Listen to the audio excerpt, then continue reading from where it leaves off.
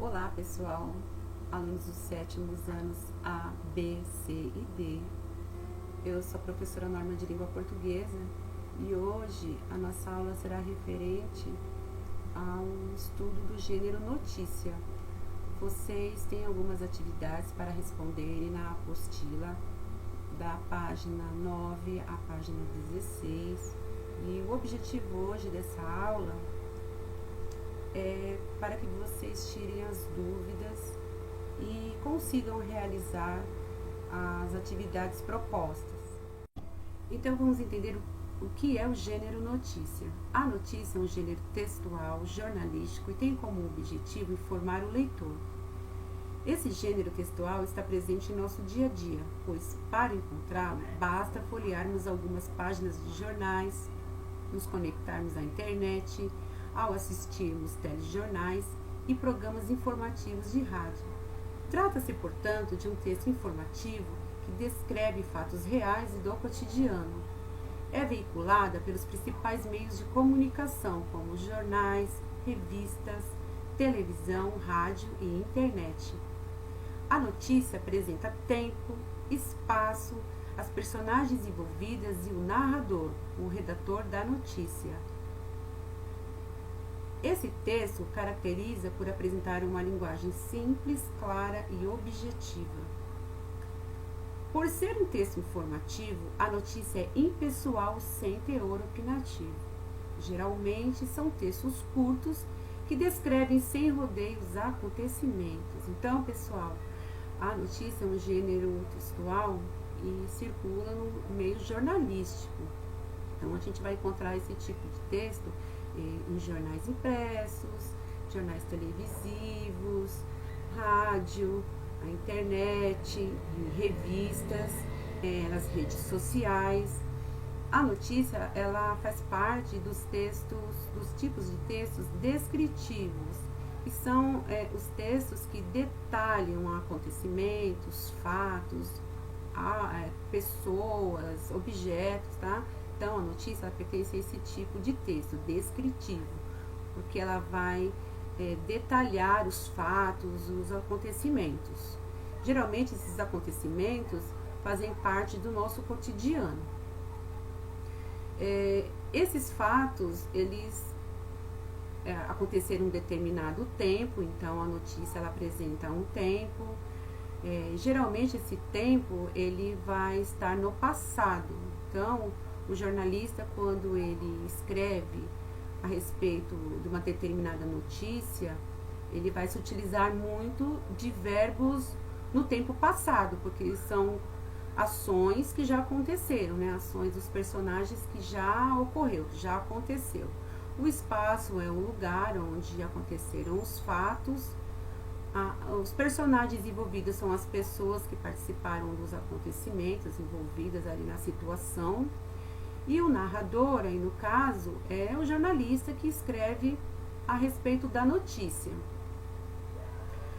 Apresenta uma linguagem simples, clara e objetiva, porque muitas pessoas vão ter acesso a essa notícia, têm acesso a essa notícia. Então, as pessoas precisam entender a mensagem da notícia.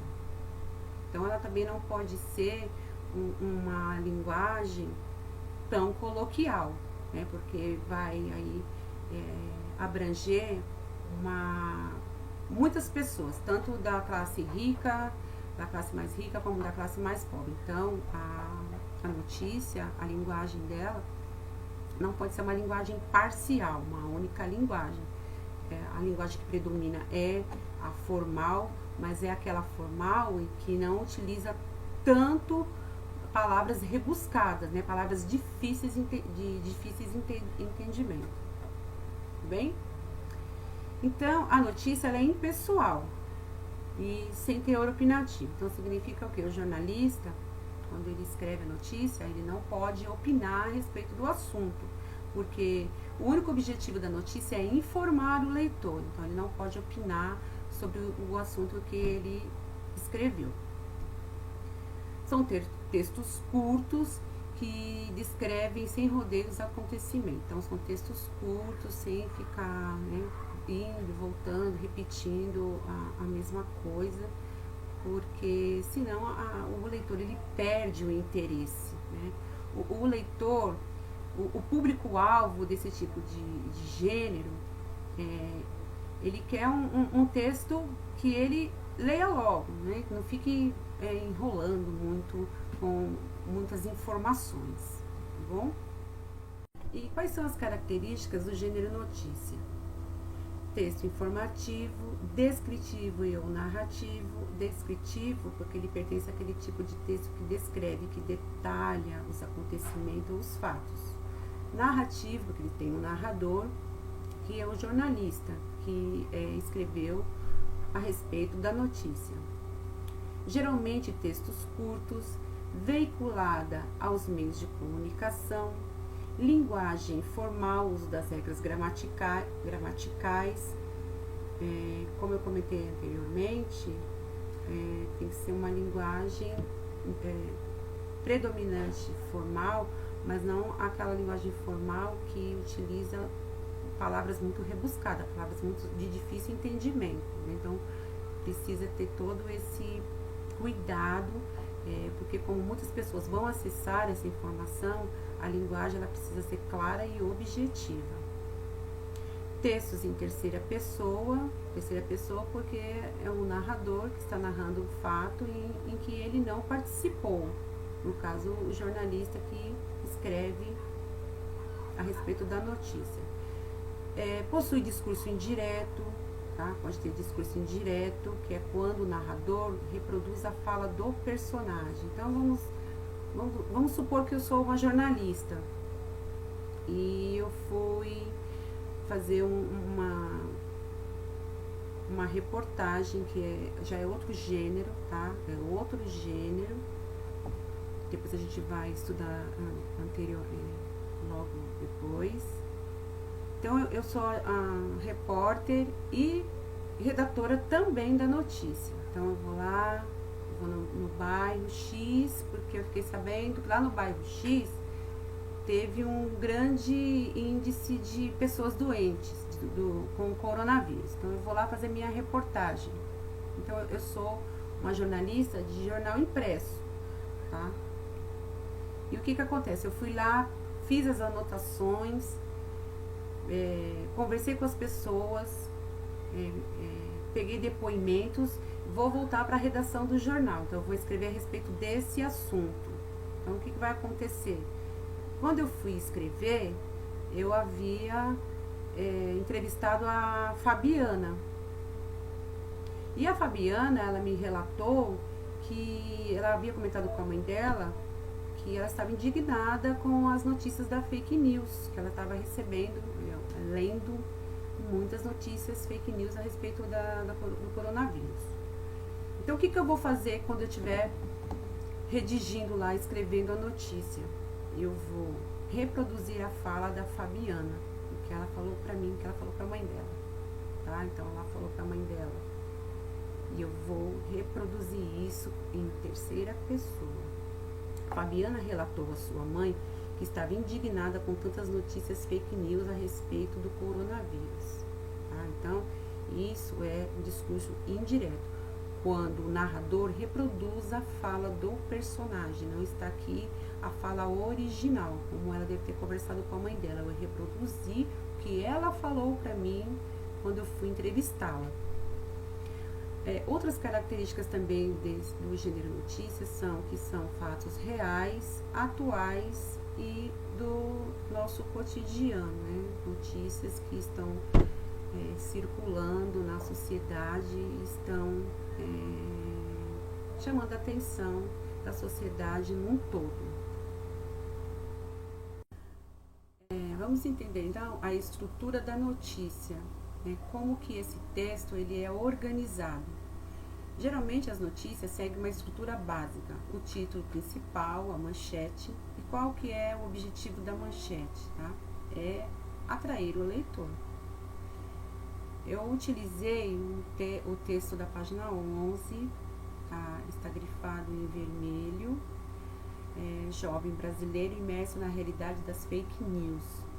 Vocês podem perceber que que a manchete, eles utilizam letras grandes, em negrito, justamente com o propósito de chamar a atenção do leitor.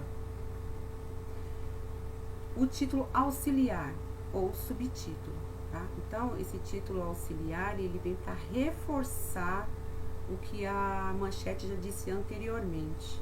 Também é uma maneira de estar atraindo esse leitor.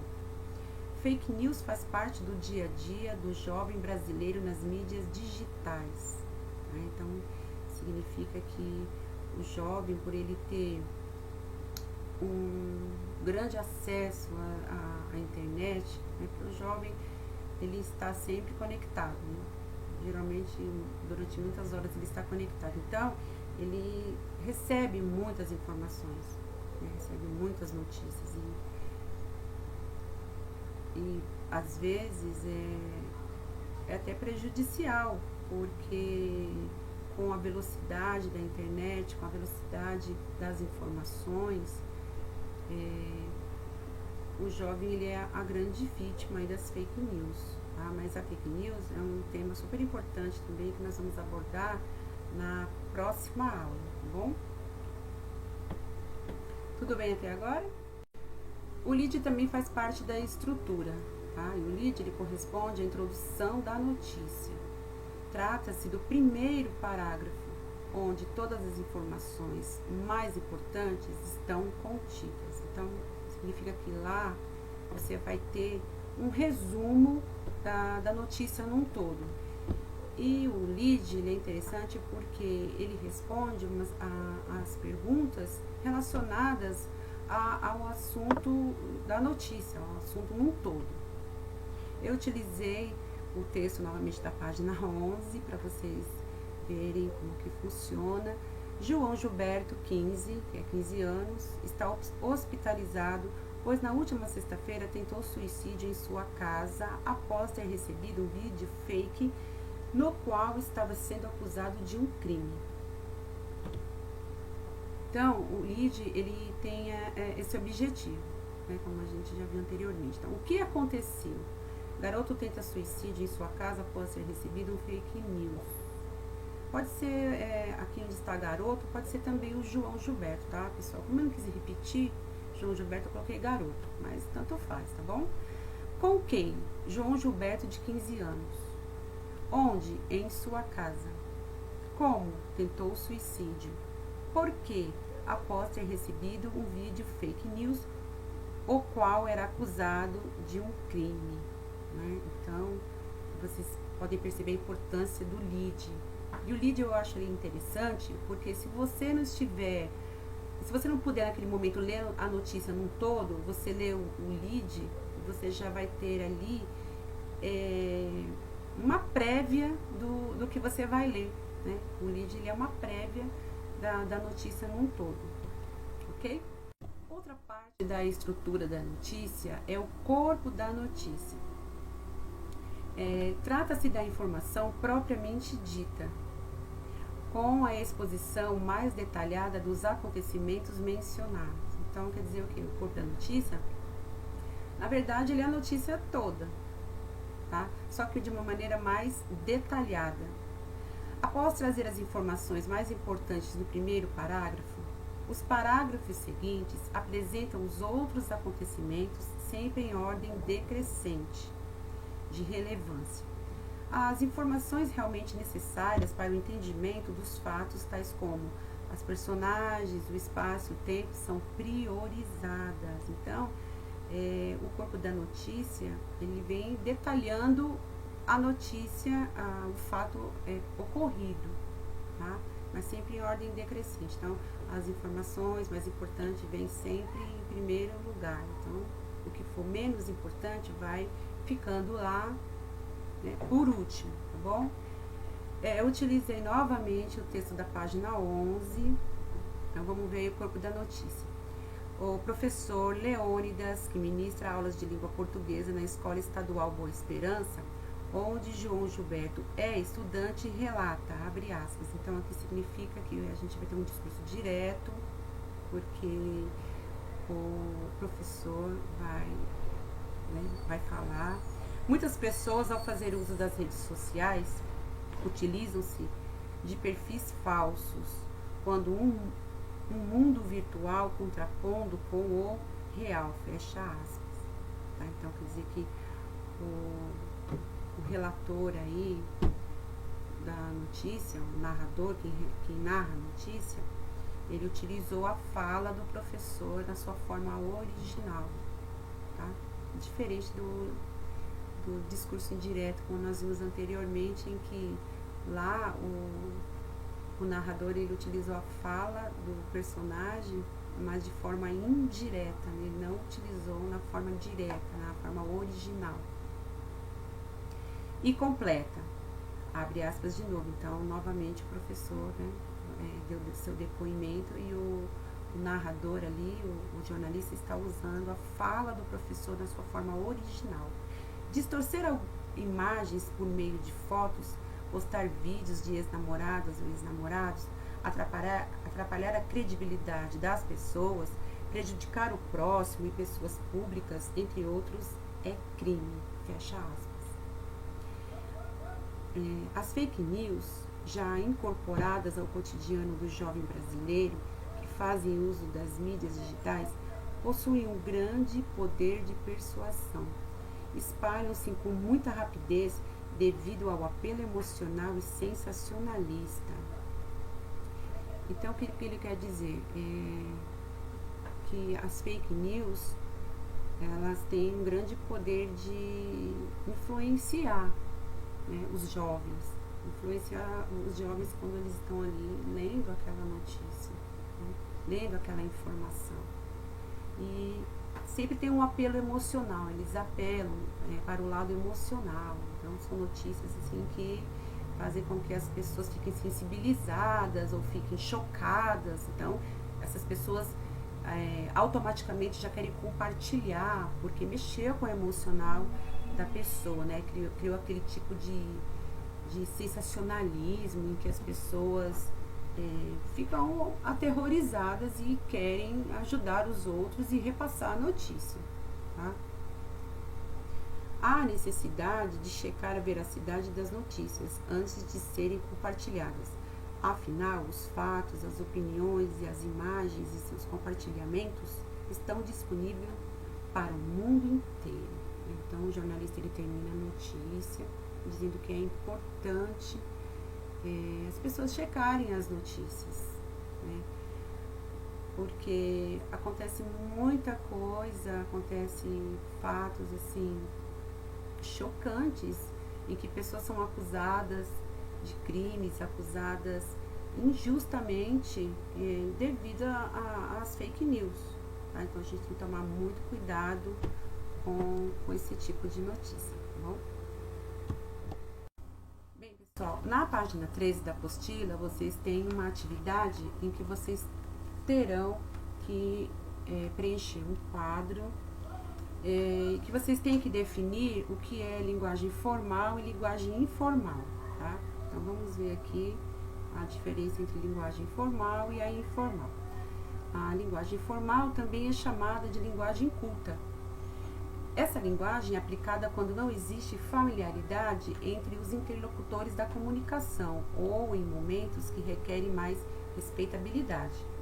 Utilizamos ao escrevermos textos formais, entrevistas de emprego, documentos oficiais, palestras, concursos e entre outros. Características da linguagem formal. Segue rigorosamente as regras da gramática, pronúncia clara e correta das palavras, vocabulário rico e vasto. Então, nós utilizamos a linguagem formal quando não há uma familiaridade. O que significa? Quando você não tem intimidade com a pessoa, né? E dependendo do local em que você esteja, do lugar que você esteja, se faz necessário utilizar a linguagem formal. Por exemplo, quando você vai numa entrevista de emprego, né, se faz necessário você utilizar a linguagem formal. Você não vai chegar para uma entrevista de emprego em que seu currículo será analisado e ao entrar na sala para falar com a pessoa que vai te admitir, né, e aí, mano, tudo bem aí? Como é que é? Como é que você tá? firmeza, então você não vai poder falar assim, certo? Então você vai precisar utilizar uma linguagem mais formal, de respeitabilidade. Coloquei 2 exemplos para a gente analisar. Primeiro exemplo, você foi o primeiro a chegar para a prova. Então vocês podem perceber que aí está utilizando as regras gramaticais, tá? Não tem gírias, não tem vícios linguísticos, tá? Então está utilizando as regras gramaticais. Alguém pode me dizer onde está o apagador? Tá? Então, novamente, as regras gramaticais estão sendo utilizadas corretamente. Diferentemente da linguagem formal, a linguagem informal ela é o oposto, tá? A linguagem informal também é classificada de linguagem coloquial. Essa linguagem é aplicada quando os interlocutores são amigos ou familiares e em momentos de descontração. Então, é essa linguagem que a gente fala no dia a dia, né? Essa linguagem que a gente fala com os nossos familiares, com os nossos amigos, com os nossos colegas. Então, é uma linguagem mais livre, mais solta, e que você não precisa se preocupar tanto com as regras gramaticais. Então, quais são as características aí da linguagem informal? Não se preocupa com o uso correto das normas gramaticais, utiliza vocabulário simples, expressões populares e coloquialismos, né? Coloquialismos, dependendo da região, a gente tem uns vícios linguísticos. Por exemplo, aqui em São Paulo, a gente fala muito né, e aí, e tava, né?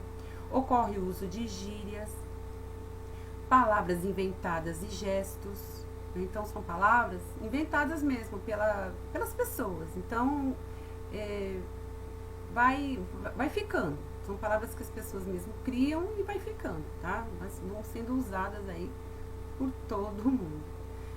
Por exemplo, bugado, cola, dá o corre, embaçado, moiô.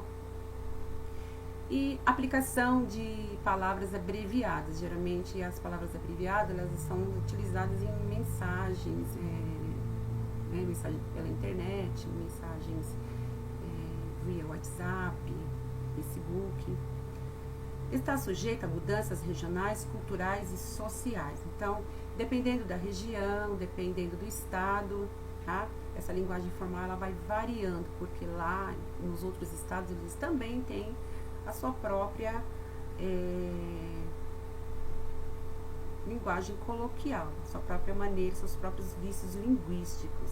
Então, eu coloquei 3 exemplos também para nós analisarmos. Vou fazer um corre. Então, esse vou, lá na linguagem formal, ele é você. Então, aqui você pode perceber, né, que ele usou uma abreviação. Fazer um corre quer dizer que ele vai resolver algo, resolver um problema, resolver alguma coisa, tá? Moiô aquele rolê. Então, moiô significa que não deu certo, não foi possível, né? Aquele passeio, aquela festa, né? Vai colar na festa? Então, né? O vai colar aí seria você irá à festa, você está na festa na linguagem formal, ok? Tudo bem, pessoal? Deu para entender direitinho? Muito bem. Então, vamos fazer uma recapitulação aí de tudo que nós aprendemos até esse momento. Que a notícia ela é um gênero textual jornalístico que tem como objetivo descrever fatos e acontecimentos atuais. Encontramos esse tipo de texto nos meios de comunicação. Possui uma linguagem clara e objetiva para melhor entendimento do seu leitor.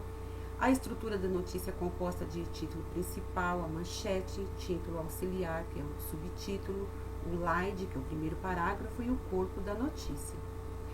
A linguagem que predomina nesse tipo de texto é a formal, mas podemos encontrar a linguagem informal, pois a notícia utiliza relatos de pessoas envolvidas nos acontecimentos.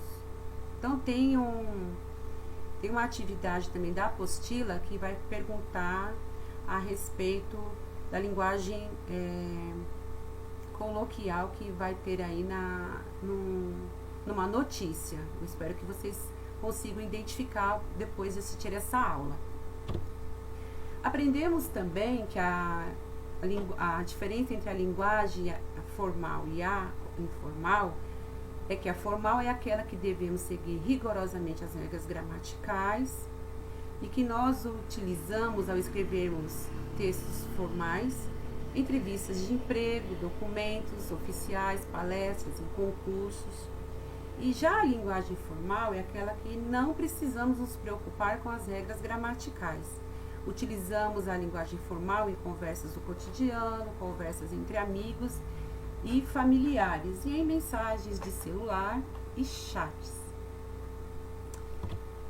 Bom, pessoal, eu espero ter colaborado com vocês e que vocês consigam responder as questões das atividades propostas aí na apostila. Obrigada e bons estudos. Até a próxima!